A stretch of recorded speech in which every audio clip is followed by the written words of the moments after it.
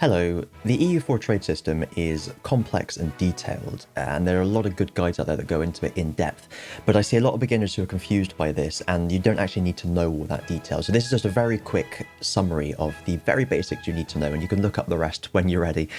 So, the world is divided into these trade nodes, as you may already be aware.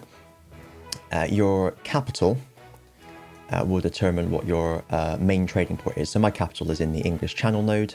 So this little symbol here means that that's your home node, and you will collect trade from that node automatically, even without a merchant.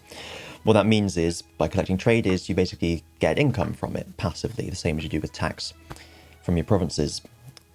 So in each node, as you can see, you can send a merchant there, and you can either collect from trade or transfer trade power. So this merchant is already transferring trade power from Champagne up into the English Channel. In general, you want to transfer trade from neighbouring nodes into your home node. Each time that you transfer trade power, you actually add a bit more value to it, and that's something that confuses a lot of people. But if you think about it, if you think about spices in the Spice Islands, for example, spices in the Spice Islands aren't worth very much to the people who live in the Spice Islands because they're used to having a lot of spices. Spices in the English Channel are worth a lot because they're from really far away. So basically, the further away something comes from, the more it's worth when you actually turn it into income by collecting the trade. So what you want to have is a long line of transferring trade effectively, and this is why people have trade empires in EU4, that they'll try and conquer this trade node and this trade node and that trade node and this trade node, because they want to transfer. Each time you transfer, you add more value. We'll just talk a little bit about these numbers here. I'm trying not to go too in depth, but I might get carried away, so apologies if I do. But yeah, each depending on the provinces you own, how much each province gives you a little bit more trade power in the node, and these ones are worth a bit more. They're centres of trade. Building buildings like marketplaces will improve that too.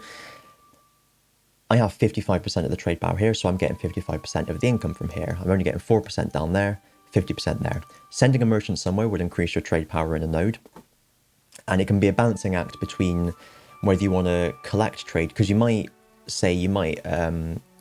own all the trade power in Coromandel, but then nothing in the Cape and the Ivory Coast, so you can't actually forward it to the English Channel, in which case you're probably actually better off collecting trade in Coromandel. So I've been playing around with the merchants here. They were all collecting in India, and I was earning about 79 ducats a month from trade.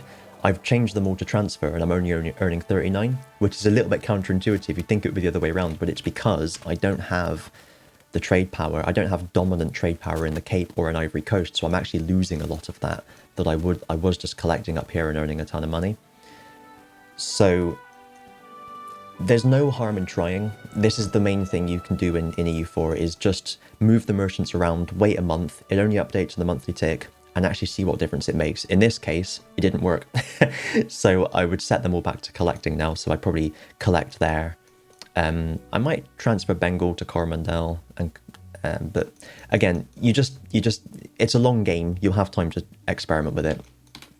But the really just utmost basic thing is conquer provinces in your home trade node, conquer centres of trade in trade nodes adjacent to it, transfer the trade to your home node, collect it there. Job's a good one. Bob's your uncle, Fanny's your aunt. Hope you enjoyed it. See you next time. Bye.